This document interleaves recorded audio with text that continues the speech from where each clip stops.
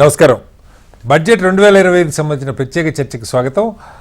ఈరోజు చర్చలో మనతో డాక్టర్ తులసిరెడ్డి గారు, కాంగ్రెస్ పార్టీ సీనియర్ నాయకులు ఉన్నారు. అలాగే పెంటపాటి పుల్లారావు గారు, ప్రముఖ రాజకీయ ఆర్థిక సామాజిక విశ్లేషకులు ఉన్నారు. మరి కాసేపట్లో డాక్టర్ ప్రకాష్ రెడ్డి గారు కూడా మనతో జాయిన్ అవుతారు. పుల్లారావు గారు, ఈ బడ్జెట్ ఒకవైపు ఏమో ప్రధాని సాధారణంగా బడ్జెట్ అంటే ఖజానా నింపే బడ్జెట్లు ఉంటాయి, ఇది ప్రజల జోబులు నింపే బడ్జెట్ అని ఆయన చెప్తున్నారు. వేరే అపోజిషన్ లీడర్ రాహుల్ గాంధీ గారేమో బుల్లెట్ గాయాలకి బ్యాండేడ్ ట్రీట్మెంట్ లాగుంది, బయట ఉన్న పరిస్థితులు, ఆర్థిక సిచ్యువేషను, అన్ఎంప్లాయ్మెంట్, వీటికి ఈ ట్రీట్మెంట్ ఏమాత్రం సరిపోదన్నట్టుగా ఆయన చెప్తా ఉన్నారు. మేజర్ విమర్శ అటు ఢిల్లీ ఎలక్షను, ఇటు బీహార్ ఎలక్షన్ దృష్టిలో పెట్టుకొని చేసినట్టుంది తప్ప పెద్దగా గత స్కీమ్స్ కంటిన్యూ చేస్తున్న తప్ప పెద్ద కొత్తదనం ఇవ్వలేదని ఒక సైడ్ విమర్శ. మీరు ఎలా చూస్తారు? ఒకటి, నిన్న ప్రెసిడెంట్ రాష్ట్రపతి స్పీచ్ లో 8 సార్లు మధ్యతరగతి వాళ్ళ గురించి మాట్లాడారు వారు. 8 సార్లు. ఒక రోజు క్రితం ప్రైమ్ మినిస్టర్ నరేంద్ర మోడీ లక్ష్మీదేవికి దండం పెట్టుకుంటున్నా, మధ్యతరగతి వాళ్ళకి రైతులకి సాయం చేయమని అన్నారు. ఈ బడ్జెట్ చూస్తే వాళ్ళిద్దరికి నరేంద్ర మోడీ గారు పూజల ఫలం లేదనుకుందా నేను అనుకుంటున్నా. మిడిల్ క్లాస్ కి పెద్ద ఏం చేయలేదు, ఫార్మర్స్ కూడా ఏం చేయలేదు. మామూలు బడ్జెట్ లాగా ఉన్నది. గత 10 బడ్జెట్స్ ఎలాగ ఉన్నదో ఈవేళ కూడా అలాగే ఉన్నది. ఏంటంటే కొంచెం పెద్ద స్టంట్ లాగా 12 లక్షల వరకు మేము పన్ను తీసుకోమంటాం, చాలా విశేషంగా ఉన్నది. మీరే మిడిల్ క్లాస్ వ్యక్తి అనుకోండి, మీ ఆదాయం 10 లక్షలు ఉన్నాయి, అసలు మీకు ఏంటి లాభం దీని గురించి? లాభం లేదు కదా. ఇప్పుడు ఇన్కమ్ ట్యాక్స్ ఎగ్జంప్షన్ పెంచామనగానే మీ ఆదాయం పెరిగిందా? పెరగదు కదా. మీరు 6 లక్షలు 8 లక్షలు పెరగలేదు కదా. ఎవరో 12 లక్షల పైన ఉన్నవాడికి కొద్దిగా 10,000 5,000 20,000 సేవ్ అవుతుంది. అది మంచి తరగతికి చేసేసామంటాం, అది తప్పుడు లెక్కలు, ఎకనామిక్స్. రెండో పాయింట్ చెప్పేది ఏంటంటే, మెయిన్ థింగ్ నరేంద్ర మోడీ ప్రభుత్వం అనే, మన్మోహన్ సింగ్ ప్రభుత్వం అనే ధర పెరుగుదల పెద్ద ఇబ్బంది. అప్పుడు అంతే, ఇప్పుడు అంతే. రాహుల్ గాంధీ గారు ఏదో నిద్రపోయి మాట్లాడుతున్నారు అన్నో తెలిసి మాట్లాడుతున్నాడు. అప్పుడేం పెద్ద విశేషంగా ఏమున్నది? 2009 నుంచి 2014 వరకు చిత్తుగా పాడైపోయింది కాంగ్రెస్ గవర్నమెంట్. నరేంద్ర మోడీ గ్రహించుకున్నారు, మొత్తం అందరూ గ్రహించుకున్నారు. మధ్య తరగతి వాళ్ళకి కోపంగా ఉన్నది, ఫార్మర్స్ కోపంగా ఉన్నది, ఇంట్రెస్ట్ పోయింది. ఇంకా మోడీ మనకేదో చేస్తాడని, మనం ఏదో తప్పకుండా చేయాలి ఈ బడ్జెట్ లో అన్నారు. అది జరిగినట్టుగా కనపడలేదు మాకు. మీకు ఒక పక్కన మేము ఇన్కమ్ ట్యాక్స్ స్లాబ్ పెంచాము, 12 లక్షల వరకు నువ్వేం కట్టుకోలేదంటే, నేను ఇందాక చెప్పిన మాట ఏమన్నా, మీకు 6 లక్షల ఆదాయం అయితే మీకు ఏంటి ఉపయోగం? ఉపయోగం లేదు కదా. 9 లక్షల ఆదాయం అయితే. సో అంటే మొన్నటిదాకా కూడా 7 లక్షల లోపు అసలు పన్ను లేదు మొన్నటిదాకా. ఆ పైన కొంచెం మందికి పడేది, వాళ్ళకి బెనిఫిట్ అంతే. కొద్దిగా అది 12 లక్షల వరకు ఏం బెనిఫిట్? 5,000 6,000 10,000. ఆ బెనిఫిట్ మీకు సంవత్సరానికి ఎంత పోతుంది? ధర పెరుగుదల గురించి 7, 8, 9, 10%. దాని గురించి ఏం మాట్లాడలేదు కదా ఫైనాన్స్ మినిస్టర్ ఇవాళ. ఇంకో పాయింట్ ఏమిటంటే, సాధారణంగా 3 గంటలు 2.5 గంటలు పడిపోయే వరకు మాట్లాడతారు. ఇవాళ 1 గంట 10 నిమిషాలకి అవగొట్టేశారు. ఎందుకంటే ఎక్కువ చెప్పడానికి లేదు, ఎక్కువ మాట్లాడితే గొడవలు వస్తాయి, గబాబో మాట్లాడేసి వచ్చేసారు. మూడో పాయింట్ మీరు కూడా ఆలోచించవలసిన వ్యవసాయం చూస్తే ఏంటి మీరు చేసింది? మేము ఏదో పెంచాం, కిసాన్ కార్డు ఉన్న వాళ్ళకి ఇంకో అది లేదు. నేను అనుకున్నది ఏమిటంటే, వీళ్ళకి హ్యాండిల్ చేయలేకపోతున్నారు అగ్రికల్చర్ మిడిల్ క్లాస్. ఇది తప్పకుండా పొలిటికల్ కాన్సిక్వెన్సెస్ ఉంటాయి, పరిణామాలు ఉంటాయి. వాళ్ళకి తెలీదా? తెలుసు. ఏదో ఇన్ఫ్రాస్ట్రక్చర్ చేస్తాం, రోడ్లు కట్టాం, హ్యాపీగా ఉండంటే ఎంతమంది తిరుగుతున్నారు రోడ్ల మీద? సంవత్సరానికి 2 సార్లు 3 సార్లు తిరుగుతారు వ్యక్తులు. మెయిన్ థింగ్ లివింగ్ ఎక్స్పెన్సివ్ అయిపోయింది కదా. ఫుడ్ ఇన్ఫ్లేషన్ పెరిగింది, చాలా గట్టిగా గొడవ నడుస్తుంది, అన్ఎంప్లాయ్మెంట్ అని మాట్లాడుతున్నారు. ఒక డిస్కషన్ లో నేను చెప్పాను, మీకు 1,00,000 రూపాయల ఆదాయం నెలకు ఉన్నది, అదంటే 200-500 రూపాయల నోట్లు అంతే కదా. మీరు మందుల షాప్కి వెళ్తే ఎన్ని నోట్లు ఖర్చు పెడతారు? 500 అయినా పోతాయి, 1000 అయినా అవుతాయి. చిన్న మందులు కొనుక్కున్నా, ఒక ఆటో ఎక్కినా 70 అయిపోతుంది. ఒక బయట ఒక ఫ్యామిలీ ఏమన్నా తిన్నా బయట సింపుల్ చీప్ హోటల్లో కూడా 500, 300, 600. ఏంటి నీ లైఫ్ ఏంటి? గవర్నమెంట్ ఏం చేస్తుంది? సో ఆ ఫీలింగ్ మాత్రం మిగతా ఇది చెప్పిన అదే కొన్ని జోక్స్ కూడా ఉన్నాయి బడ్జెట్ లో. ఆర్టిఫిషియల్ ఇంటెలిజెన్స్ కి 400 కోట్లు ఇచ్చామన్నారు.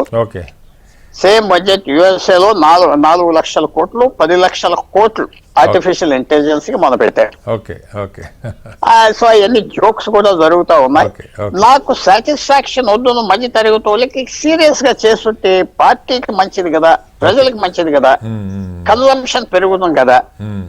అన్ని చెప్తారు, డబ్బులు తెచ్చాం, జోబుల్లో పెట్టాం, ఎక్కడ పెట్టారు చెప్పండి దీంట్లో?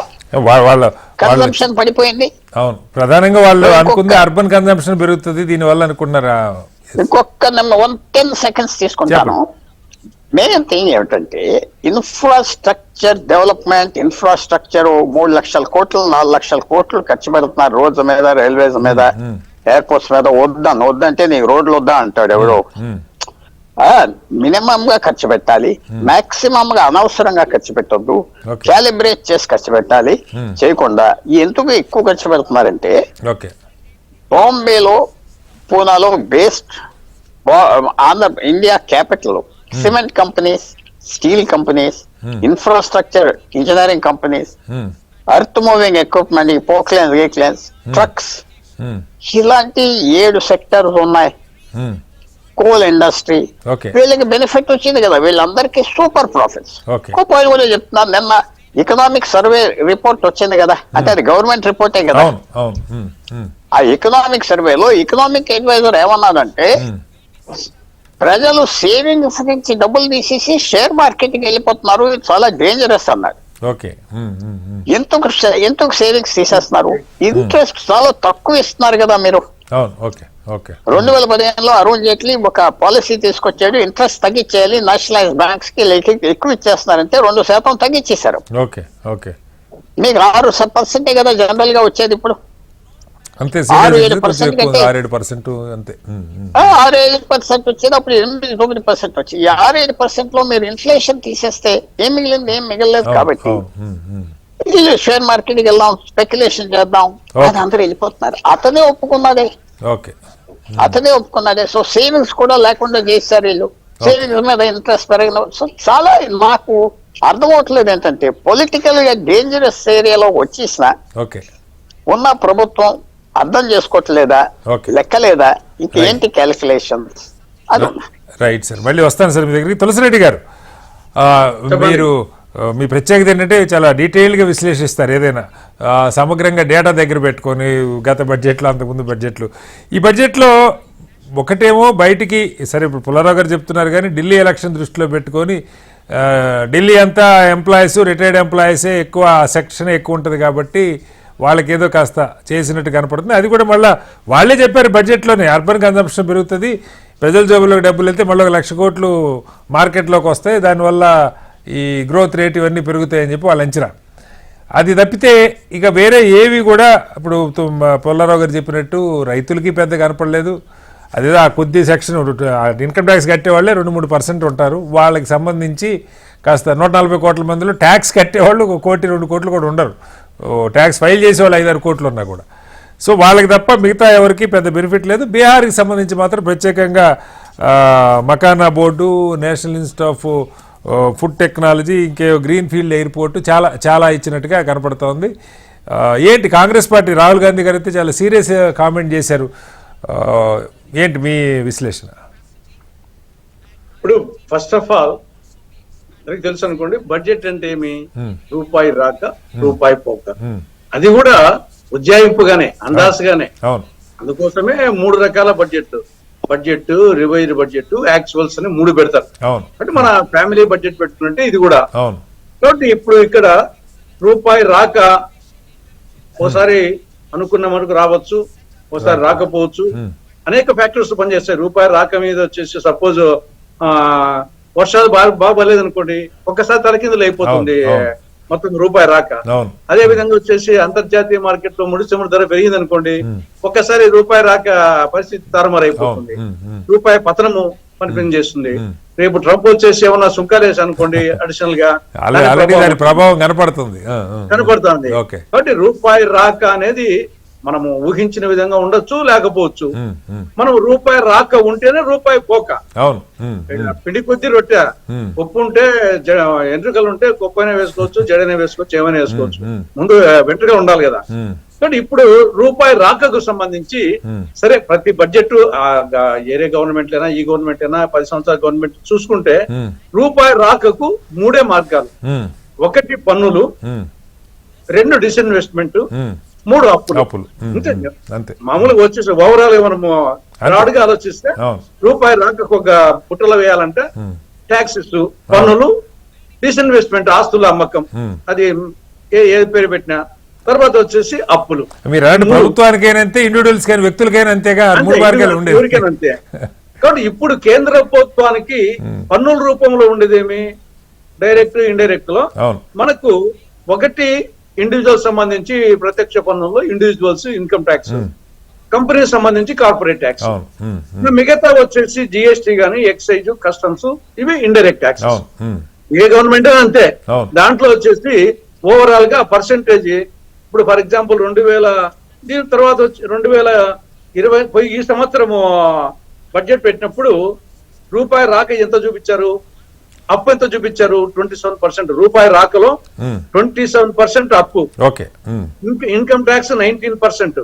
నేను 2024 చెప్తున్నాను. తర్వాత కార్పొరేట్ ట్యాక్స్ 17%, ఎక్సైజ్ 5%, కస్టమ్స్ 4%, ఇక మిగతా డిస్ఇన్వెస్ట్మెంట్ ఇవన్నీ కలిసి 9%. ఇది ఓవరాల్ గా ఒక 0.5%, 1% అట్లా ఇట్లా మారుతా ఉంటాయి. ఇక్కడ ఇంకా నెక్స్ట్ వచ్చేసి అప్పులు. ఇది నేను చెప్పినప్పుడు 2024లో 27% అప్పులు. మొత్తం 100 రూపాయలు 27% అప్పులే ఉన్నాయి. ఇది రూపాయి రాకకు సంబంధించి.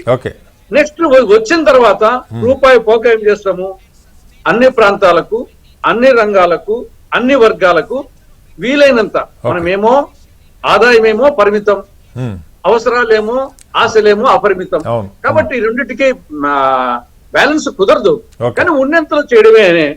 ఆ ప్రకారంగా చేసినప్పుడు వివిధ డిపార్ట్మెంట్లకు, స్టేట్ కి ఇవ్వాలా, వివిధ డిపార్ట్మెంట్లకు. ఇవి ఫైనల్ గా ఈ యొక్క పోక ఉద్దేశం ఏమి, పర్ క్యాపిటల్ ఇన్కమ్ పెరగాలి, తలసరి ఆదాయం పెరగాలి, మానవాభివృద్ధి సూచిక పెరగాలి, మానవుని సంతోష సూచిక పెరగాలి. ఇది ఓవరాల్ గా మనం ఎన్ని చేసినా ఫైనల్ గా వచ్చేసి కోటి విద్యలు కూటి కొరకని ఫైనల్ గా ఏమి, పర్ క్యాపిటల్ ఇన్కమ్ పెరగాలి, మానవాభివృద్ధి సూచిక పెరగాలి. ఇన్కమ్ పెరిగినంత మాత్రానే మానవాభివృద్ధి సూచిక పెరిగినట్టు కాదు, ఫైనల్ గా వచ్చేసి సంతోష సూచిక పెరగాలి, మానవుడు వచ్చేసి సంతోషంగా ఉండాలి. కాబట్టి ఈ అన్ని కోణాలలోనే ఈ బడ్జెట్ ఉంటుంది.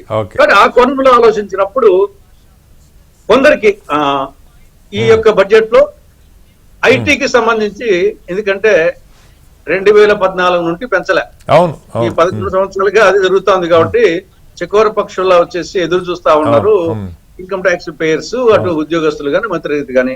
కాబట్టి వాళ్ళకి ఒక్కసారి 7 lakhs నుండి 12 lakhs అన్నప్పుడు అది గ్రాజువల్ గా పెరుగుతూ వచ్చింటే ఏమనిపించదు, 50,000 పెంచిండే వాళ్ళు. ఒక్కసారి 14 ఏళ్ళు పెంచలేదు కాబట్టి ఒక్కసారి 5 lakhs పెరిగినప్పుడు నేచురల్ గా సంతోషం అనేది వచ్చిన సంతోషం అనేది ఉంటుంది. అంతవరకు వచ్చేసి ఉద్యోగస్తులు, మంత్రిత్వ వాళ్ళు హ్యాపీగానే ఉంటారు. వాళ్ళ యొక్క కొంత ఇండైరెక్ట్ గా అది 1,00,000 ఇన్కమ్ ట్యాక్స్ వలన వచ్చే దాంట్లో 1,00,000 కోట్ల రూపాయలు తగ్గిపోతుంది గవర్నమెంట్. ఆ మేరకు నాకు తెలిసి జిఎస్టీలో పెరుగుతుంది. ఈడ ఏమిడ వచ్చేసి ఇది ఎక్కుతుంది అంతే. ఈడ ఇన్కమ్ ట్యాక్స్ గవర్నమెంట్ కి వచ్చి తగ్గుతుంది, జిఎస్టీలో వీళ్ళ కొనుగోలు శక్తి పెరుగుతుంది. వీళ్ళు దాని సేవింగ్స్, ఎక్స్పెండిచర్, లేదంటే ఇన్వెస్ట్మెంట్ ఏదో ఒకటి కన్జంప్షన్ చేస్తారు. నేచురల్ గా వచ్చేసి కన్జ్యూమ్ చేస్తారు. దాన్ని ఏదో విధంగా అది జిఎస్టీలో వస్తుంది. కాబట్టి గవర్నమెంట్ కు ఫైనల్ గా ఏమి వాళ్ళు పోయిన సంవత్సరము 47.16 లక్షల కోట్లు రివైజ్ ఎస్టిమేట్స్ 24-25. ఇప్పుడేమో 50.65. ఎవరి ఇయర్ 5-10% పెంచుతా ఉంటారు. కాబట్టి ఆ నేపథ్యంలో ఇక్కడ కూడా పెంచడం జరిగింది. Right sir. తులసిరెడ్డి గారు ఒక చిన్న బ్రేక్ తీసుకొని మళ్ళీ మీ దగ్గరికి వస్తే డిబేట్ కంటిన్యూ చేద్దాం. డిబేట్ లో ఒక చిన్న విరామం.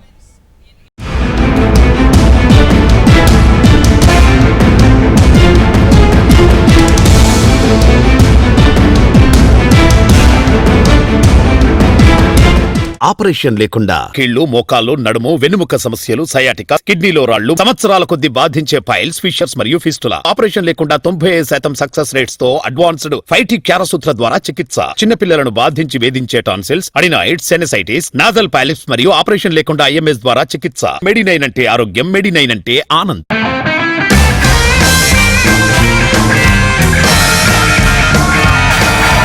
రాజ్ నివాస్ ప్రీమియం ఇలాయచీ. ఆలోచన ఉన్నవాడే పరిపాలిస్తాడు. ఇడ్లీలు కరిగిపోతున్నాయి. ఇంత రుచిగా ఇంట్లో ఎందుకు రావు? రుచి పెంచడానికి ఏదో ఒకటి కలిపేస్తారు. రుచి పెంచడానికి ఏది కలపం. మార్కెట్లో దొరికే మినపగుళ్లలో ఎక్కువ శాతం తేమ ఉండడం వల్ల పిండిలో ఒదుగుదల రాదు. అందుకే మేము 33 సంవత్సరాల అనుభవం ఉన్న, తేమ శాతం తక్కువ ఉన్న విజయలక్ష్మి డీర్ బ్రాండ్ నే వాడుతున్నాం. విజయలక్ష్మి డీర్ బ్రాండ్ మినపగుండు ఇప్పుడు మీకోసం మీ దగ్గరలోని రీటైల్ అవుట్లెట్స్ లలో.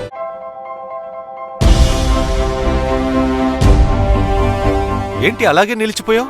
గోల్డ్, డైమండ్, సిల్వర్ రేట్ ఇలా ఉంటే ఇలా నిలిచిపోకుండా ఎలా ఉండేది? మన కంట్రోల్లో లేని దాని గురించి ఫీల్ చెయ్యకు. ప్రజలకు మనం ఏం చేయగలమో ఆలోచించు గురు. తగ్గింపు ధమాకా. అన్ని బంగారు నగలపై లలిత వారి మార్కెట్లోనే తక్కువ తరుగులో ఇంకా 1% తగ్గింపు ఇద్దాం. ఓకే, వజ్రాభరణాలకు క్యారెట్కు 5000 రూపీస్ తగ్గింపు ఇద్దాం. హలో, నన్ను మర్చిపోయారే. వెండిలో కూడా తగ్గింపు ఇద్దాం. అంటే ఇది బంగారం, వజ్రం, వెండి తగ్గింపు ధమాకా. మీ లలితలో ధరలు కంపేర్ చేయండి. ఎక్కడ తక్కువో అక్కడే కొన.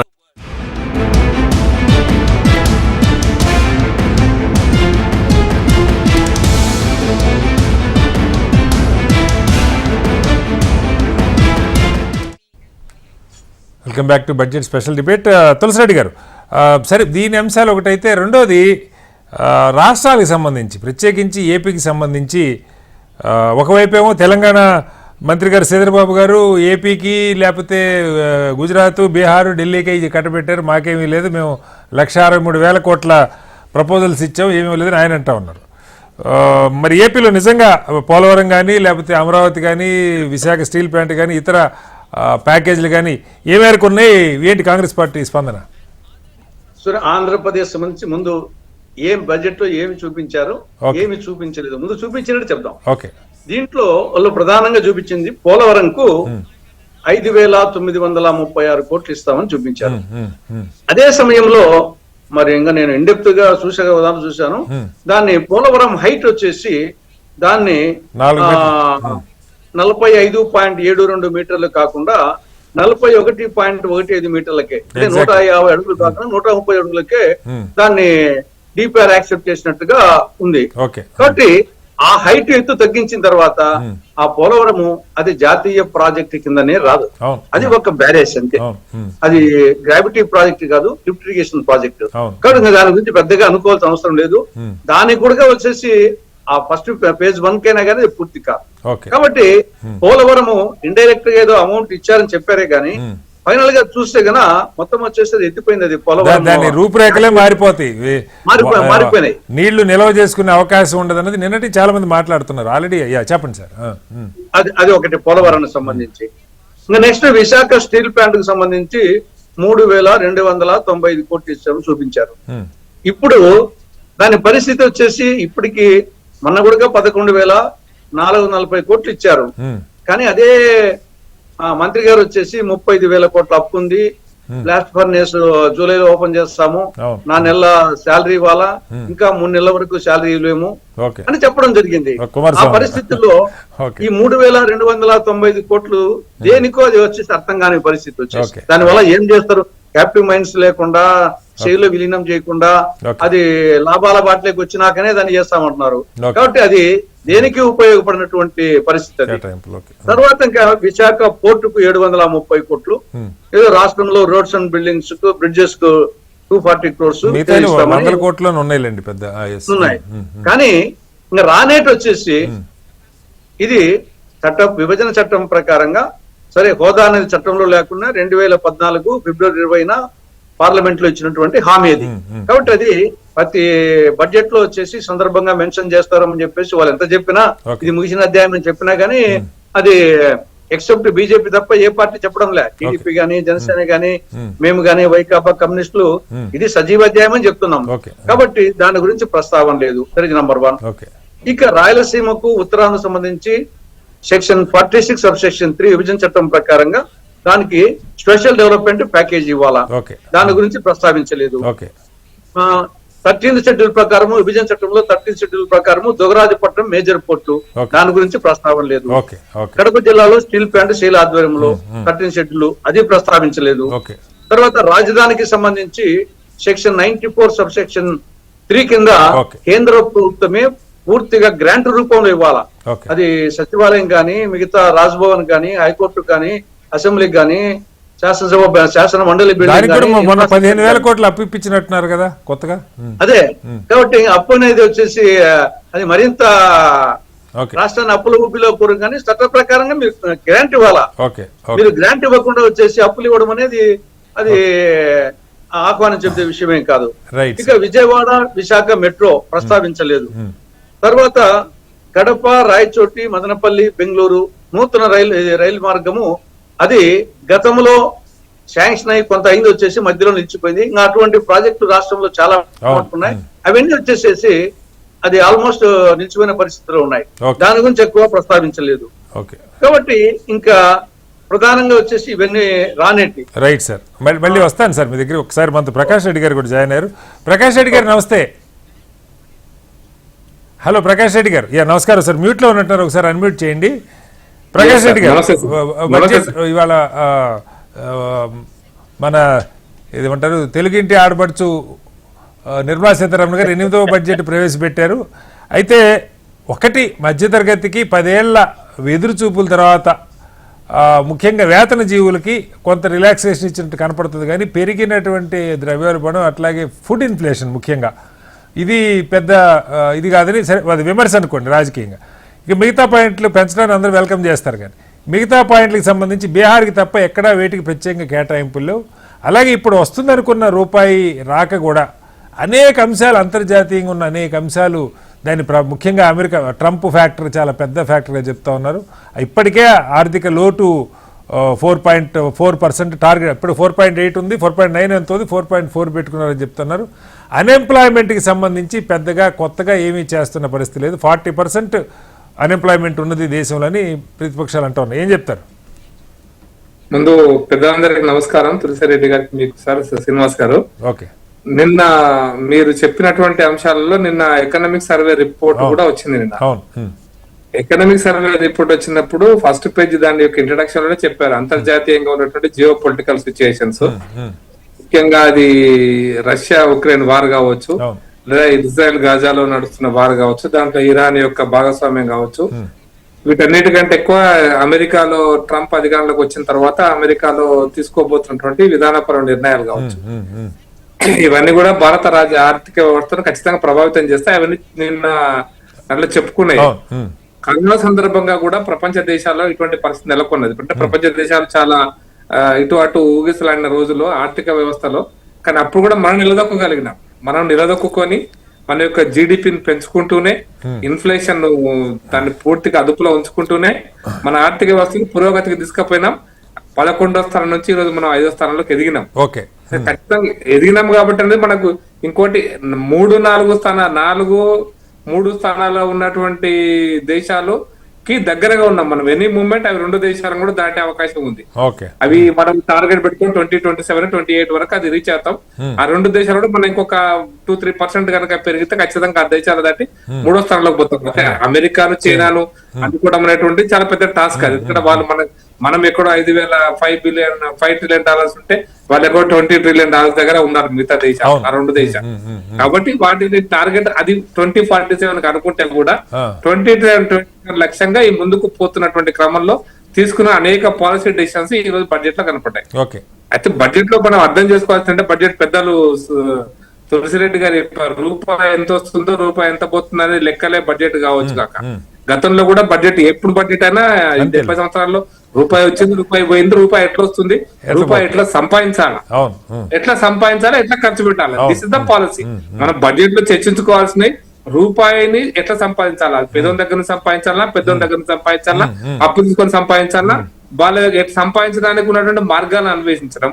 ఖర్చు పెట్టేటప్పుడు మనం ఏ రంగానికి ఎక్కువ ఖర్చు పెట్టాలనేది కూడా మనం ప్రాధాన్యత అంశాలలో మనం అన్ని తీసుకొని పప్పు పుట్టల్లా ఖర్చు పెట్టేస్తే మనకు మళ్ళీ అభివృద్ధి ఎక్కడ ఉంటుంది, ఈ రూపాయి రావడం ఎట్లా పెరుగుతుంది అనేది ఇంపార్టెంట్. అందుకోసం చాలా క్లారిటీగా ఇప్పుడున్న బడ్జెట్ లో కూడా ఇంచుమించుగా 25% మన క్లారిటీ ఇస్తున్నా సార్. 25% ఇన్కమ్ ట్యాక్స్, మధ్యతరగతి కుటుంబాలు, ఉద్యోగస్తులు సంతోషంగా ఉండిండొచ్చు కాక, కానీ అర్థం చేసుకోవాల్సిన ఏంటంటే 25% ఈ సంవత్సరం ఈ బడ్జెట్ లో కూడా దాన్ని మౌలిక రంగాలకు అంటే సుమారుగా 10 లక్షల కోట్ల రూపాయలు ఈ రోజు మౌలిక రంగాలు 10 లక్షల పైన ఇంకా 11 లక్షల కోట్లు చిల్లర సార్. 11 లక్షల కోట్లు పోయిన సంవత్సరం కూడా 11 లక్షల కోట్లు మనం ఇవ్వడం జరిగింది. దాంట్లో రైల్వేల యొక్క మౌలిక వసతులు ఉన్నాయి, హైవేస్ ఉన్నాయి, అంత పోర్ట్ కనెక్టివిటీ ఉంటుంది, డిజిటల్ పోర్టల్ డెవలప్మెంట్ ఉంటుంది, దాంట్లో మిగతా అన్ని ఈవెన్ ఎయిర్ కనెక్టివిటీ ఉంది. మీరు అందుకోసమే అక్కడ దాకా వచ్చి ఎయిర్ కనెక్ట్ ఇవన్నీ కూడా ఇండస్ట్రియల్ గ్రోత్ కి ఉపయోగపడతాయి. ఇండస్ట్రియల్ గ్రోత్ లో ఎంప్లాయ్మెంట్ జనరేషన్ కి ఉపయోగపడతాయి, ఉద్యోగ ఉపాధి కల్పన కోసం ఉపయోగపడతాయి. అంటే కాదు ప్రకాష్ రెడ్డి గారు, ఒక కీలకమైన ప్రశ్న ఒకటి, ఎంప్లాయ్మెంట్ అన్నారు కాబట్టి మీరు ఈవెన్ లాస్ట్ బడ్జెట్ లో కూడా ఆర్థిక మంత్రి ప్రస్తావించింది, మనకి స్కిల్డ్ పీపుల్ లేరు, మనకి యూత్ ఉన్నారు, బాగా కష్టపడి పనిచేయగలిగినారు, కానీ వాళ్ళకి కావాల్సిన నైపుణ్యాలు లేవు. దానికోసం ప్రత్యేకంగా ఇప్పుడు కూడా మనం వింటా ఉన్నాం, అసలు ప్రపంచాన్ని దిశ మార్చేయబోతుందని మనం మాట్లాడుకుంటా ఉన్నాం. ఇందాకే పుల్లారావు గారు చెప్తున్నారు, అమెరికా దాదాపు 10 లక్షల కోట్లు ఏఐ మీద స్పెండ్ చేయబోతుంటే నెక్స్ట్ ఇయర్ మనం ఇవాళ 500 కోట్లు ప్రకటించాం. సరే, అది పక్కకు పెడితే లాస్ట్ బడ్జెట్లో స్కిల్ ఇంప్రూవ్మెంట్ కోసం ఆర్థిక మంత్రి ఒక ప్రకటన చేశారు.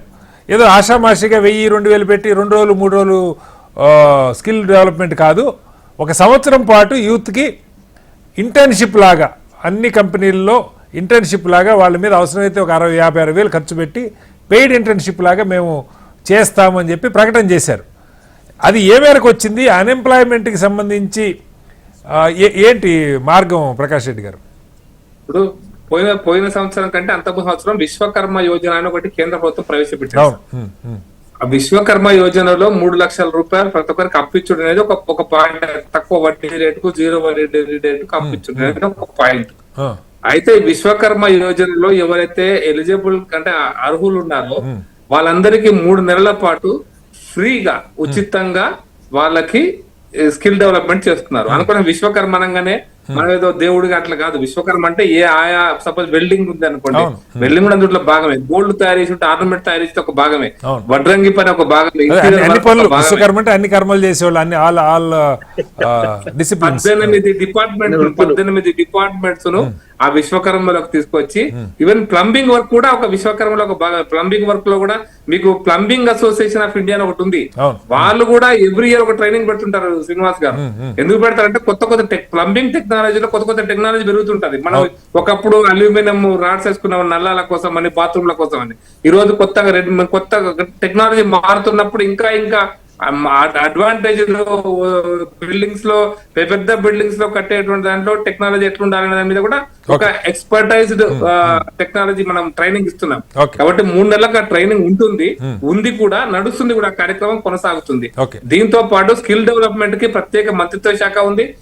దేశంలో ఉన్న అన్ని ఐటీఐస్ ని, ఇప్పుడు మన హైదరాబాద్ లో ఉన్న ఐటీఐస్ కూడా ఆ స్కిల్ డెవలప్మెంట్ తో కనెక్ట్ అయి ఉన్నాయి. ఇప్పుడు రాష్ట్ర ప్రభుత్వం ఒక స్కిల్ డెవలప్మెంట్ ఇన్స్టిట్యూషన్ పెడదాం అనుకుంటుంది, యూనివర్సిటీ పెడదాం అనుకుంటుంది, వాళ్ళేదో ప్లాన్ చేస్తున్నారు. దాంట్లో ఆదాని డబ్బులు తీసుకుని చెప్పి దాని మీద పెద్ద ఇష్యూ వస్తే 100 కోట్ల రూపాయలు మళ్ళీ వాపస్ ఇచ్చారు. బట్ స్కిల్ డెవలప్మెంట్ లో దాంట్లో అదొక భాగాన్ని మనం ఏమి తప్పుపట్టక్కర్లేదు. స్కిల్ యూనివర్సిటీ అదే సార్, అది అనుకున్న స్థాయిలో జరుగుతుందా? అది లేకుండా కొత్త టెక్నాలజీస్ ఓవైపు ఇండస్ట్రీకి రిక్వైర్మెంట్ ఉంది, కానీ మనకి ట్రైన్ అయినా స్కిల్ ఉన్న పీపుల్ లేరు అన్నది ఎప్పటి నుంచో మాట్లాడుకుంటుంది. పథకాలు ప్రకటిస్తున్నారు కానీ ఇంప్లిమెంట్ అవుతున్నాయి అన్నది ప్రశ్న ప్రకాష్ రెడ్డి గారు. నేను అందుకోసమనే ఈ దేశంలో అతిపెద్ద ఇండస్ట్రీ ఏంటంటే హౌసింగ్ కన్స్ట్రక్షన్ సార్. నేను అందుకోసమే ప్లంబింగ్ వర్క్ ఎగ్జాంపుల్ అందుకోసం చెప్పిన. హౌసింగ్ కూడా చాలా పెద్ద కన్స్ట్రక్షన్, చాలా పెద్ద, అంటే అత్యధిక మంది అనార్గనైజ్డ్ అసంఘటిత కార్మికులు పనిచేస్తున్నటువంటి రంగం హౌసింగ్ రంగం. రైట్ సార్, ఇంకొక ప్రశ్న ప్రకాష్ రెడ్డి గారు, పొద్దుటి నుంచి అంటే ఎంఎస్ఎంఈలకు సంబంధించి, అలాగే స్టార్టప్స్ కి సంబంధించి, రైతులకు సంబంధించి మీరు అప్పులు తీసుకోవడానికి కిసాన్ క్రెడిట్ కార్డుది 3 లక్షల నుంచి 5 లక్షలకు పెంచామని చెప్పారు. ఎంఎస్ఎంఈలకు 5 కోట్ల నుంచి 10 కోట్లకు పెంచామన్నారు. స్టార్టప్లకి 10 కోట్ల నుంచి 20 కోట్లకు పెంచామన్నారు లోన్ తీసుకునే ఫెసిలిటీ. కానీ సమస్య ఎక్కడ ఉందంటే, ఏ బ్యాంకులు కూడా వీళ్ళకి కొలాటరల్ లేకుండా ఈవెన్ 5-6 సంవత్సరాల నుంచి బాగా ఫంక్షన్ చేస్తున్నటువంటి స్టార్టప్స్ కూడా కొలాటరల్ లేకుండా అప్పిచ్చేటువంటి పరిస్థితి లేదు. ఎవరు దానికి అష్యూరెన్స్ ఇవ్వట్లేదు, పేరుకి ప్రకటిస్తున్నారు తప్ప ఆచరణలో లేవని చెప్పి విమర్శిస్తారు. ఏం చెప్తారు సార్? ఇప్పుడు ముందు ఎంఎస్ఎంఈ ముందు మీరు అన్నట్టుగా అంతకుముందు రైతుల గురించి కిసాన్ క్రెడిట్ కార్డు కూడా సార్. కిసాన్ క్రెడిట్ కార్డు అనగానే ఇప్పుడు రైతులకు ఎట్లయితే మనం అప్పులు ఇస్తామో కిసాన్ క్రెడిట్ కార్డు కూడా అదే రకమైన అప్పు. అయితే రేట్ ఆఫ్ ఇంట్రెస్ట్ బాగా తక్కువ, 7% రేట్ ఆఫ్ ఇంట్రెస్ట్ కే ఈ యొక్క రైతులకు ఇచ్చేటువంటి రుణాలు మనకు అందుబాటులో ఉంటున్నాయి. ఎందుకు అంటే ఈ క్రెడిట్ కార్డు ఉపయోగం ఏంటంటే ఎరువులు అవి కొనుక్కోవడానికి ఉపయోగపడేటువంటి క్రెడిట్ కార్డు. మళ్ళీ కడతారు, మళ్ళీ తీసుకుంటారు, మళ్ళీ కడతారు, మళ్ళీ తీసుకుంటారు. అది ఒక ప్రాసెస్. మనం క్రెడిట్ కార్డు ఎట్లయితే వాడుకుంటామో కిసాన్ క్రెడిట్ కార్డు అట్లేదు. ఎందుకంటే పంట రుణాలు అనేటువంటిది మళ్ళీ బ్యాంకు పోయి డాక్యుమెంటేషన్ చేసి మళ్ళీ ఇచ్చి తీసుకొని ఇదో పెద్ద ప్రాసెస్. మరి డాక్యుమెంటేషన్ కోసం కూడా మళ్ళీ 1000 రూపాయలు కట్టి దాని ప్రాసెసింగ్ ఫీజు, ఈ యొక్క ప్రాసెస్, ఈ యొక్క దీన్ని ఈజీ చేయడం కోసం అని credit card, Kisan credit card ను దేశం మొత్తం మీద కూడా విపరీతంగా ఇస్తున్నారు. బ్యాంకులో కిసాన్ క్రెడిట్ కార్డు ఇప్పుడు మన భూమి ఉంటే మన పట్టేదారు పాస్బుక్ ఉంటే మనకి ఇస్తున్నారు. దాంట్లో పెద్ద ఇష్యూ కాదు శ్రీనివాస్ గారు. అయితే మనకి కట్టి తీసుకోవడం అనేటువంటి తప్పదు, అది మనకు వేరే మార్గం లేదు. నెంబర్ 2 అయితే ఎంఎస్ఎంఈల విషయంలో కూడా మీరు అన్నట్టుగా వాళ్ళు నా బ్యాంక్ అనేది ఈ రోజు 91 తర్వాత, అంత ముందు సంగతి దేవుడికి ఎరక కానీ 91 తర్వాత బ్యాంకులన్నీ కూడా ప్రైవేట్ బ్యాంకులే, ఏవి గవర్నమెంట్ బ్యాంకుల కింద లెక్కబడే షెడ్యూల్ బ్యాంక్స్ అయినా. అతిపెద్ద బ్యాంక్ ఎస్బీఐ అని చెప్తున్నారు కదా సార్, అతిపెద్ద బ్యాంక్ ఎస్బీఐ అని చెప్తున్నారు.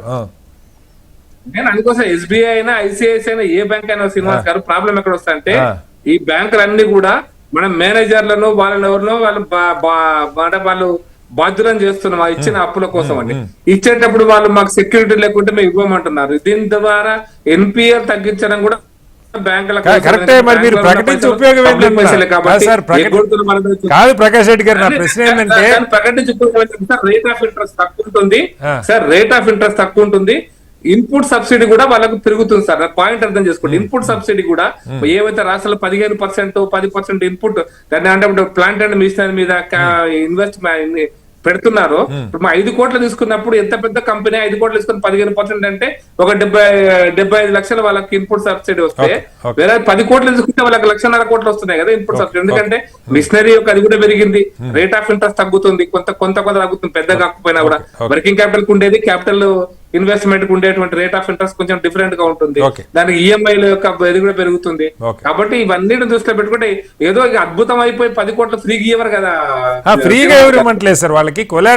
బట్ థింగ్ ఏంటంటే కొంత వెసులుబాటు, ఇదే అద్భుతమైనటువంటి దాన్ని కాదు, కొంత వెసులుబాటు. నేను కూడా ఎంఎస్ఎంఈలో స్మాల్ స్కేల్ అంటే ఆ స్టార్ట్అప్స్ లో కూడా సార్ ప్రాబ్లం ఎక్కడంటే, కాదు సార్ మీరు చెప్పింది ప్రకాష్ రెడ్డి గారు, మీకు కూడా తెలుసా బాధలు. ఇవాళ వస్తున్న ఐటీ బేస్డ్ స్టార్ట్అప్స్ లో ఇప్పుడు ఎంఎస్ఎంఈ లాగా ఏదో ఎక్విప్మెంట్ మిషనరీ కూడా ఉండదు. వాళ్ళ ఆలోచనల ఆధారంగా ఇవాళ ఓ జొమాటోనో లేకపోతే స్విగ్గీనో ఇలా కొత్త ఇన్నోవేటివ్ థాట్స్తో దిగుతున్న వాళ్ళు ఉన్నారు. బాగానే చేస్తున్నా కూడా వాళ్ళ దగ్గరే కనపడదు. సర్వీస్ సెక్టర్ లాంటిది అది. వాటికి లోన్లకి వాళ్ళు మెషినరీ కొంటే మీరు మెషిన్ మీద ఇస్తారు, ఒక 4 కంప్యూటర్లకు మీరు డబ్బులు ఇచ్చేది ఉండదు వాళ్ళ ఎంప్లాయీస్. వీటికి సంబంధించి ఈ విషయంలో ఒకటి క్లారిటీ చెప్తాను శ్రీనివాస్ గారు. చాలా హైదరాబాద్ లో చాలా నాకు తెలిసి నెలకు 1-2 స్టార్ట్అప్ ల కోసం వెంచర్ క్యాపిటల్స్ అంటే బ్యాంకులు, వెంచర్ క్యాపిటల్ ఇన్వెస్టర్స్, ఈ యొక్క స్టార్ట్అప్స్ వీళ్ళందరికీ కలిపినటువంటి కంబైన్డ్ మీటింగ్స్ చాలా జరుగుతున్నాయి. వెంచర్ క్యాపిటల్ మార్జిన్ మనీ పెడితే మిగతా బ్యాంక్ ఇస్తుంది. ఇది ఒక ప్రాసెస్ నడుస్తుంది. అయితే స్టార్ట్అప్ లలో మనం అన్ని స్టార్ట్అప్ ఏమనుకుంటాం అంటే నా ఐడియా చాలా గొప్పది అనుకుంటున్నాం, కానీ బ్యాంక్ ముందు వెంచర్ క్యాపిటల్ వాళ్ళు కన్విన్స్ కావాలి, ఆ తర్వాత బ్యాంకర్స్ కన్విన్స్ కావాలి, అయినప్పుడు లోనింగ్ ఇస్తారు. లేకపోతే నాది బాగుంది స్విగ్గీ ఆఫ్ కోర్స్ సక్సెస్ అయితే సక్సెస్ స్టోరీ ఉంటుంది, ఫెయిల్యూర్ స్టోరీస్ కూడా మనం ముందు తీసుకోవాలి కదా. కాబట్టి ప్రతి స్టార్ట్అప్ సక్సెస్ స్టోరీ ఉంటుందని మనం అనుకోవాల్సిన అవసరం లేదు. మన ఫెయిల్యూర్స్ కూడా ఈ రోజు మంచి స్టార్ట్అప్ ఇంకొక 10 ఏళ్ల తర్వాత అవుట్డేట్ అయిపోతుంది టెక్నాలజీలో. శ్రీనివాస్ మీరు చెప్పేవన్నీ కరెక్టే సార్, కానీ లోన్లు ఇవ్వడానికి కొలాటరల్ లేకుండా ఇవ్వట్లేదు అన్నదే మీకు చెప్తున్నా. ప్రాబ్లం ఏంటంటే ఇప్పుడు లాస్ అయినప్పుడు బ్యాంక్ మీద దొబ్బినప్పుడు బ్యాంకే మళ్ళీ liable to the investor. Pullarao గారు, జాతీయ స్థాయిలో ఇంకొక చర్చ కూడా ఏం జరుగుతుందంటే పుల్లారావు గారు, దేశవ్యాప్తంగా పెట్టుబడులు తగ్గినాయి. విదేశీ పెట్టుబడులు దేశంలోకి వచ్చే కావచ్చు, ప్రైవేట్ పెట్టుబడులు కావచ్చు. అన్ఎంప్లాయ్మెంట్ పెరిగింది, వినియోగం తగ్గింది, కన్జంప్షన్ అర్బన్ రూరల్ కన్జంప్షన్ అంతా తగ్గింది, ఫుడ్ ఇన్ఫ్లేషన్ పెరిగింది. ఈ నేపథ్యంలో బయట నుంచి పెట్టుబడులు మొత్తం ట్రంప్ లాగేస్తున్న పరిస్థితి కనపడుతుంది.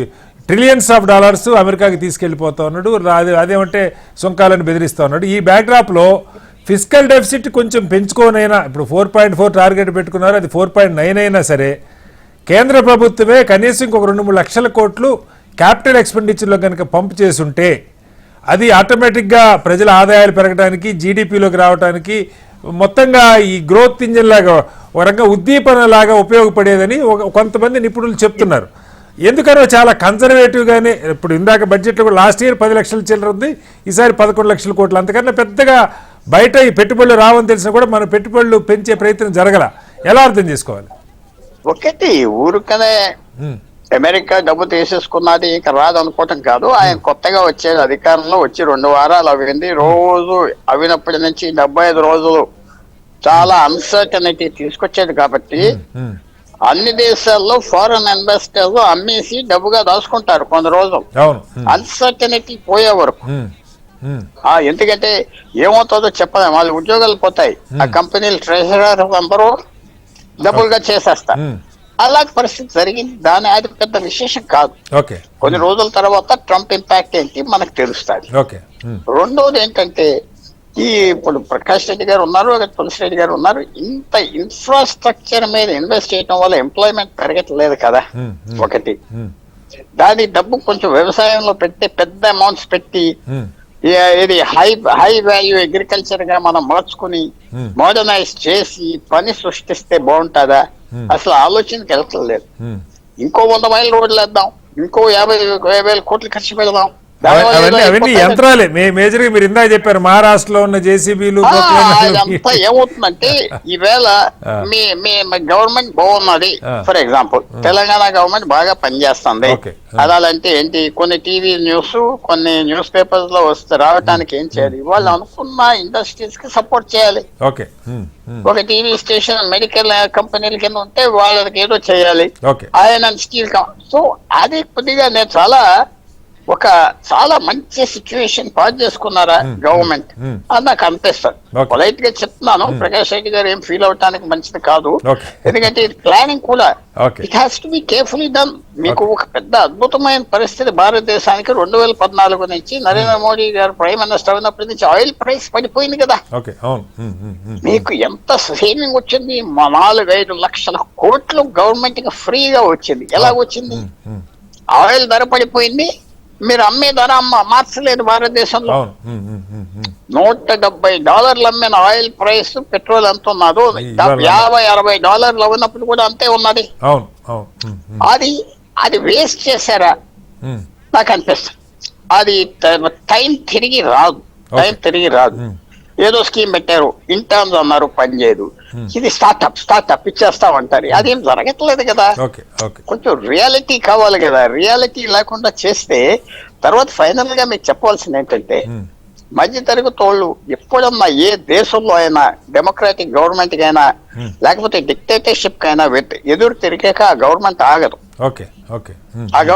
ఎక్కడ హిస్టరీలో మీరు రష్యన్ రెవల్యూషన్ తీసుకొచ్చి ఎవరు పెట్టారు? పేదవాళ్ళు కాదు, సర్ఫ్స్ కాదు, మధ్య తరగతి వాళ్ళు. సిటీస్ లో అందరూ ఒక ఫ్రెంచ్ రెవల్యూషన్ ఎవరు తీసుకొచ్చారు? ఆ స్లేవ్స్ కాదు. సిటీస్ లో ఉన్న వాళ్ళు లోవర్ ఇన్కమ్ మిడిల్ క్లాస్ వాళ్ళు వచ్చి ఇంకా గవర్నమెంట్ కింగ్ పోవాలని బయటకు వచ్చారు. Same thing in England. Parliament, English parliament ఎవరు తీసుకొచ్చారు? మన దగ్గర మధ్యతరగతి వ్యతిరేకం ఉందంటారా ప్రభుత్వానికి? బాగా వచ్చింది. ఇది 2009 నుంచి 2014 మధ్య తరగతి తర్వాత సామాజికంగా కాంగ్రెస్ పార్టీ కొంచెం చేసిన పనులకి వ్యతిరేకం వచ్చి హౌస్ చేశారు. 50 సీట్లు 46 సీట్లకు వచ్చింది కాంగ్రెస్ పార్టీ. ఇప్పుడు మోడీ గారి ఇమేజ్ ఎంత బాగుండినా ఇంట్రెస్ట్ వస్తుంది మధ్య తరగతి వాళ్ళకి, వ్యవసాయదారులకి. ఏంటి మనకి ఏమొస్తుంది? మన ధరలు పెరిగిపోతున్నాయి, ఆదాయం పెరగట్లేదు. అది కొంచెం గవర్నమెంట్ చూసుకుంటే బాగుంటది. అది సరిగ్గా పూర్తిగా చూడలేదు. నేను ఇంకా స్ట్రాంగ్ గా చెప్పాలంటే మీరు ఈ బడ్జెట్ ద్వారా ఇదేదో అదృష్టంగా ఆయిల్ ప్రైస్ పడిపోయి ఏదో జరిగిపోయి ఇంకో చోట రష్యా యుద్ధం గురించి మనకు బెనిఫిట్ వచ్చింది, మర్చిపోదు. ఆయిల్ లక్షల కోట్ల బెనిఫిట్ వచ్చింది, లక్షల కోట్లు. అలాంటిది ఏమైనా జరిగితే మొదలుకెళ్తాం. లేకపోతే ఈ చాలా రిస్కీ సిచ్యువేషన్ ఉన్నది పొలిటికల్ గా ఉన్న గవర్నమెంట్ కి. అది ఎలా సరి చేసుకుంటారు నాకు అర్థం అవ్వట్లేదు. ఎందుకంటే సరి చేసుకోవట్లేదంటే ఎన్నో 100 కారణాలు చెప్తారు. ఇలా చేసాం, అలా చేసాం, రైతులకి ఇది ఇచ్చామని. కానీ కనపడట్లేదు కదా. సో గవర్నమెంట్ మళ్ళీ ఆలోచించుకోవాలి ఈ పరిస్థితి. Right sir. తులసిరెడ్డి గారు, ఇక్కడ వ్యవసాయానికి ఇందాక కూడా పుల్లారావు గారు కూడా చెప్తున్నారు, వ్యవసాయ రంగానికి సంబంధించి పెద్దగా మార్పులు. ఇప్పుడు అగ్రి ఇన్ఫ్రా గురించి మనం మాట్లాడుకుంటాం, వాల్యుయేషన్. ఈ బడ్జెట్లో కూడా ఏదో యూరియా ఫ్యాక్టరీ పెడుతున్నాం అస్సాంలో ఎక్కడ ఇవి చెప్పారు. కానీ ఈ న్యాచురల్ ఫార్మింగ్ లేదంటే ఆర్గానిక్ ఫార్మింగ్ కొత్తగా బాగా పెరుగుతుంది. సేంద్రియ ఎరువుల మీద పెద్దగా దృష్టి పెట్టినట్టు కనపడలే, అదొక విమర్శ ఉంది. రెండవది మన్రేగా వ్యవసాయానికి అనుసంధానం చేయటంలో కానీ, పని దినాలు పెంచడం కానీ, లేకపోతే కూలీ రేటు పెంచడం కానీ ఇవి కూడా ఏమి లేవు. అంటే ప్రజలకు ఒకవైపు డబ్బులు కావాలి, వాళ్ళ చేతుల్లోకి వెళ్ళాలన్నారు. పేదల చేతుల్లోకి డబ్బులు వెళ్ళే మార్గాలు జోబులు నింపుతుందని ప్రధాని చెప్తున్నారు. కానీ ఆ రకంగా నాకు మీకు కనపడుతుంది. మీరు చెప్పినట్లు వ్యవసాయము ప్లస్ అనుబంధ రంగాలకు బడ్జెట్ కేటాయింపు 1,71,430 కోట్లు. ఇది మొత్తం బడ్జెట్ లో 50.65 లక్షల కోట్లలో ఇది 3.5% అవుతుంది. అవును. మనకు సమాజంలో దాదాపు 60 నుండి 70% వరకు మనము వ్యవసాయం రైతుల మీద డిపెండ్ అయ్యేవాళ్ళు. కానీ ఇక్కడ 3.5%. కాబట్టి ఆ కోణంలో చూసినప్పుడు మనకు వ్యవసాయ రంగాన్ని బాగా నిర్లక్ష్యం చేసినట్టు కనపడుతుంది. ఒక డిఫెన్స్ కే సరే మన స్ట్రాటజిక్ పరిస్థితుల్లో మనం ఖర్చు పెట్టాల్సిందే దాదాపు 5 లక్షల కోట్లు. కాబట్టి 4,91,000 కోట్లు మీరు చెప్పారు, 5 లక్షల కోట్లు డిఫెన్స్. కానీ ఇక్కడ వ్యవసాయానికి వచ్చేసి 1,71,430 కోట్లు. కాబట్టి ఆ కోణంలో చూసినప్పుడు మంది వ్యవసాయ ప్రధానమైనటువంటి రాష్ట్రము ఖచ్చితంగా వ్యవసాయ రంగానికి రావాల్సినటువంటి కేటాయింపులు జరగడం లేదు అనేక కారణాల వల్ల. మీరు చెప్పినట్టు ఇక్కడ ఇంకోటి మనము ఆహార సమృద్ధి సాధించామని చెప్పుకుంటాం కానీ కేవలము రైస్ వీటిని దృష్టిలో పెట్టుకుని చెప్తున్నాం. కానీ పప్పు ధాన్యాలు, నూనె గింజలు వీటిలో ఇప్పటికీ మనం దిగుమతి చేసుకునే పరిస్థితి ఉన్నాం. పప్పు ధాన్యాలు, నూనె గింజలు ఎకనామిక్ సర్వేలో కూడా దాని గురించి మెన్షన్ చేశారు. పప్పు ధాన్యాలు, నూనె గింజలు, టమోటా, ఉల్లి ఉత్పత్తిని పెంచే పరిశోధనలు జరగాలి. అన్ని రకాల వాతావరణానికి తట్టుకునే విధంగా పంట రకాలను ఉత్పత్తి చేయాలి. కాబట్టి చాలా క్లారిటీగా చెప్పడం జరిగింది. బడ్జెట్ లో కూడా ఫ్రూట్స్, వెజిటబుల్స్ మీద ప్రత్యేకంగా ఒక డ్రైవ్ లాగా చేస్తామని చెప్పారు. మరి చూడాలి ఎలా ఉంటుందో తులసిరెడ్డి గారు. కాబట్టి వ్యవసాయానికి అది ఒక యాంగిల్. రెండవది వచ్చేసి ఇంతకుముందు పుల్లారావు గారు చెప్పినట్టు ఇది కేటాయింపులు వేరు, ఇంప్లిమెంటేషన్ వేరు. దానికి బెస్ట్ ఎగ్జాంపుల్ మనకు అనేకం ఉన్నాయి. కానీ దాంట్లో స్వచ్ఛ భారత్ ఒకటి చాలు. అక్కడ ఆయన స్వచ్ఛ భారత్ గానీ ఇక్కడ స్వచ్ఛాంధ్ర గానీ ఇది ఎంత అపహాసం అంటే దానికి పేరు తప్ప ఇది కేవలం ప్రచారం తప్పనిచ్చేసి గతానికంటే ఏ మున్సిపాలిటీ చూసినా, ఏ పంచాయతీ చూసినా డ్రైనేజీలు ఏరులై రోడ్ల మీద పడతా ఉంటాయి. పందులు, కుక్కలు, దోమలు వేరే విహారం చేస్తా ఉంటాయి. కాబట్టి అంటే ఇంప్లిమెంటేషన్ కాడ ఎట్లుంటుంది దానికి ఇది ఒక స్వచ్ఛ భారత్ ఒకటి ఎగ్జాంపుల్. మూడవది మనకు వడ్డీ చెల్లింపులు 12.76% వడ్డీ చెల్లింపు. రూపాయి పోకలో దాదాపు వచ్చేసి 13% వడ్డీ చెల్లింపులు అయిపోతా ఉంది. కాబట్టి దీన్ని కాన్సన్ట్రేట్ దీని గురించి ప్రభుత్వాలు పెద్దగా పట్టించుకోవడం లేదు. ఇక 4 నేను ముందే చెప్పినట్లు ఫైనల్ గా మన లక్ష్యం ఏమి? సంతోష సూచిక, తర్వాత వచ్చేసి ఆకలి సూచిక అదో కింద ఉండడము, సంతోష సూచికలో పైన ఉండడము. ఇవి దాంట్లో పోల్చినప్పుడు మనము ప్రపంచ దేశాల్లో చాలా టైం అయిపోతుంది. ఒకసారి ప్రకాష్ రెడ్డి గారు ఆఖరిగా చెప్పండి. ఇందాక నేను ఒక ప్రశ్న అడిగాను, ద్రవ్య లోటు తగ్గించుకోనైనా ప్రభుత్వ పెట్టుబడులు, ఎందుకంటే బయట పెట్టుబడులు వచ్చే అవకాశం కనపడలేదు, ఇంకా రోజు రోజు దిగజారుతాయి అన్నటువంటి పరిస్థితి కనపడుతుంది. అది మన చేతిలో ఉన్నది కూడా కాదు. కానీ ఆ ప్రయత్నం చేయకుండా చాలా కన్జర్వేటివ్గానే వెళ్తున్నారు. దీనివల్ల ప్రజల కొనుగోలు శక్తి పెరగదు, నిరుద్యోగం పోదు, అర్బన్ వినియోగం పెరగదు, ఇవన్నీ చెప్తున్నారు సార్. మరి ఎక్కడ ఏం చెప్తారు సార్? మీరు అడిగిందని చెప్పకుండా చివరికి చెప్తాను. ఫస్ట్ ఏంటంటే మీరు పప్పులు పెద్దలు తులసిరెడ్డి గారు రైజ్ చేశారు. పప్పు దినుసులు, ఆయిల్. మనం పప్పు దినుసులు 1,00,000 కోట్ల రూపాయల పైచిలకు సార్ మనం దిగుమతి చేసుకునే వాళ్ళం. అది బాగా డ్రాస్టిక్ గా బాగా తగ్గింది ఇప్పుడు. అయితే నూనె గింజలు కూడా మనం దిగుమతి చేసుకునే వాళ్ళం ఇండోనేషియా నుంచి, లేకపోతే మన ఇప్పుడు యుద్ధం జరుగుతుంది ఉక్రెయిన్ నుంచి చాలా మటుకు. అందుకోసం పామ్ ఆయిల్ మనమే ఇండోనేషియా అనేక కండిషన్లు పెట్టేది. ముందు రా పామ్ ఆయిల్ ఇచ్చేది మన గింజల్ని, తర్వాత మేము మాత్రమే ఆయిల్ ఇస్తామన్నారు. దాని మీద క్వాలిటీ ప్రాబ్లమ్స్ ఉన్నాయి. ఇవన్నిటితోటి మీకు గుర్తుంటది, ఇప్పుడు తెలంగాణ రాష్ట్రంలో కూడా రాష్ట్ర ప్రభుత్వం రోజు మేము సబ్సిడీ ఇస్తున్నాం ఆయిల్ పామ్. నిన్న కూడా రాష్ట్ర వ్యవసాయ శాఖ మంత్రి ఆయిల్ పామ్ ఉత్పత్తి పెరగాలన్నారు. అవన్నీ కూడా కేంద్రం ఇస్తున్న సబ్సిడీలే సార్. మళ్ళీ క్లారిటీ చెప్తున్నా, ఆ సబ్సిడీ అన్ని కూడా కేంద్రం ఇస్తున్నవే. పప్పు దినుసుల మీద సబ్సిడీస్ కానీ, విత్తనాల మీద సబ్సిడీ కానీ, పప్పు దినుసుల విత్తనాల మీద ఇవన్నీ కూడా కేంద్ర ప్రభుత్వం ఇస్తున్న సబ్సిడీలే. వ్యవసాయ రంగానికి కేంద్రం నిధులు కేటాయించిన అవి నేరుగా రాష్ట్రాల ద్వారా ఖర్చు పెట్టాల్సిందే తప్ప ప్రత్యేకంగా ఒక Indian council for agriculture research ICR కి ఇచ్చే ఫండ్స్ తప్పిస్తే ఏవి కూడా ఆయా రాష్ట్ర ప్రభుత్వాల పనితీరు మీదనే ఇచ్చినటువంటి డబ్బుల యొక్క వినియోగం ఉంటుంది తప్పిస్తే వేరే కాదు. వారు పెద్దలు రైజ్ చేసినటువంటి ఇంకో స్వచ్ఛ భారత్ కూడా రాష్ట్ర ప్రభుత్వాల అధీనంలో నడిచేవే స్వచ్ఛ భారత్ కానీ కేంద్రం నుంచి మానిటర్ చేసిన కేటాయింపులు లేవని అనుకుంటా సార్. కేటాయింపులు ఉన్నా కూడా దాని మీద కేటాయింపులు ఉంటాయి సార్. ఎందుకంటే దాని మీద పెట్రోల్ మీద 1 రూపీస్ సెస్ ఉందిగా, సెస్ డైరెక్ట్ గా స్వచ్ఛ భారత్ కే పోతుంది. స్వచ్ఛ భారత్ కేటాయింపులు ఉన్నా, స్వచ్ఛ హైదరాబాద్ అయినా ప్రాబ్లం ఏంటంటే రాష్ట్ర ప్రభుత్వాలు దాంట్లో ఇన్వాల్వ్ కాకపోతే వాటి ప్రయోజనం ఏమి ఉండదు సార్. అది రాష్ట్ర ప్రభుత్వాల నుంచి ఫైనల్ గా మీరు అన్నట్టుగా క్యాపిటల్ ఇన్వెస్ట్మెంట్స్ కి వచ్చినప్పుడు క్యాపిటల్ ఇన్వెస్ట్మెంట్స్ లో మనం 2 రకాలు ఉన్నాయి సార్. డైరెక్ట్ గా ప్రభుత్వం నేషనల్ హైవేస్ ప్రభుత్వం ఇచ్చేటువంటి రోడ్స్ అండ్ బిల్డింగ్స్ ఉన్న ministry of roads and buildings, NHAI తోటి నడిచేటువంటి రోడ్స్ కన్స్ట్రక్షన్ కావచ్చు, లేదా హౌసింగ్ కూడా, ఇవన్నీ కూడా కొన్ని ప్రైవేట్ ఇన్వెస్ట్మెంట్స్ కూడా ఉన్నాయి. అంటే పీపీపీతో గెలిపోయినా సార్, పీపీపీతో గెలిపోయినా అందుకోసం ఈరోజు ఒక మేడం ఒక అర్బన్ హౌసింగ్ ఒకటి డిక్లేర్ చేశారు. గతంలో 50,000 హౌసింగ్ కట్టాము, సబ్సిడైజ్ ఇచ్చాము, మిడిల్ క్లాస్ హౌసింగ్ అని చెప్పి ఈరోజు కూడా చెప్పారు బడ్జెట్ జరుగుతున్నప్పుడు. ఇవన్నీ కూడా subsidised schemes, urban development ministry. అదొకటి ఇంట్రెస్టింగ్ ఏంటంటే రాష్ట్ర ప్రభుత్వం సంబంధం లేనటువంటి సబ్సిడీ ఇస్తారు. ఇంట్రెస్ట్ సబ్సిడీ బ్యాంకులకు ఇస్తుంది, మధ్యతరగతి కుటుంబాలకు. కాబట్టి అనేక స్కీమ్స్ ఉన్నాయి, వీటిని పెట్టుబడులు వస్తున్నాయి. మనం హౌసింగ్ రంగం కావచ్చు, రోడ్లు కావచ్చు, రైల్వేలు కావచ్చు, హౌసింగ్ రంగం కూడా తక్కువది కాదు. ఇక్కడ సిమెంట్, స్టీల్, దాంట్లో కావాల్సినటువంటి ఇన్ఫ్రాస్ట్రక్చర్ అవన్నీ కూడా చిన్న పరిశ్రమలు తయారు చేస్తారు, ఇంటీరియర్ వర్క్, ప్లైవుడ్ కూడా. కాబట్టి మనం ఏటిని కూడా తక్కువ అంచనా వేయద్దు. బట్ మనకు 11 లక్షల కోట్లు అన్నట్టు మీరు అన్నట్టుగా ఒక రకంగా తక్కువే కావచ్చు, కానీ రాష్ట్ర ప్రభుత్వాలు కూడా వాళ్ళ బడ్జెట్ లో కొంత యాడ్ చేయగలిగితే చిన్న రోడ్ల కనెక్టింగ్ రోడ్లకు ఇంకా బాగుంటుంది. బట్ చాలా రాష్ట్ర ప్రభుత్వాలు వాళ్ళు వెల్ఫేర్ స్కీమ్స్ మీద ఇస్తున్నది అంత థ్రస్ట్, అంత ఒక ధ్యాస పెట్టుబడులు అంటే ఇన్ఫ్రాస్ట్రక్చర్ మీద ఇస్తలేరు కాబట్టి కొంత ఇబ్బంది అవుతుంది మాత్రం చెప్పాలి. ఓకే సార్, మొత్తంగా ఇది ఈ జాతీయ బడ్జెట్ 2025కి సంబంధించి దీనిలో కొంత మేరకు ఉద్యోగులకి లేదా కొంతమందికి ఊరట కనిపిస్తున్నా ఇది ఢిల్లీ బీహార్ ఎలక్షన్ దృష్టిలో పెట్టుకొని చేసిన ప్రయత్నం అని చెప్పి ప్రతిపక్షాలు విమర్శిస్తామని. అయితే దీర్ఘకాలంలో గత 10 ఏళ్ళకి ఏదైతే ఒక డిసిప్లిన్ పాటిస్తూ వస్తున్నాం అదే డిసిప్లిన్ కొనసాగిస్తున్నాం, ఫిజికల్ డెఫిసిట్ని తగ్గించుకుంటూ పథకాలను కొనసాగిస్తూ అలాగే క్యాపిటల్ ఎక్స్పెండిచర్ని పెంచుతున్నాం అని చెప్పి కేంద్ర ప్రభుత్వం చెబుతుంది. మొత్తంగా అంతిమంగా ప్రజలే నిర్ణయించుకోవాలి. చర్చలో పాల్గొన్న పుల్లారావు గారికి, డాక్టర్ తులసిరెడ్డి గారికి, అలాగే డాక్టర్ ప్రకాష్ రెడ్డి గారికి ప్రత్యేక ధన్యవాదాలు. ఇది వాళ్ళ బడ్జెట్ స్పెషల్ డిబేట్. మరో అంశంతో మళ్ళీ కలుద్దాం. అందరికీ నమస్కారం, సెలవు.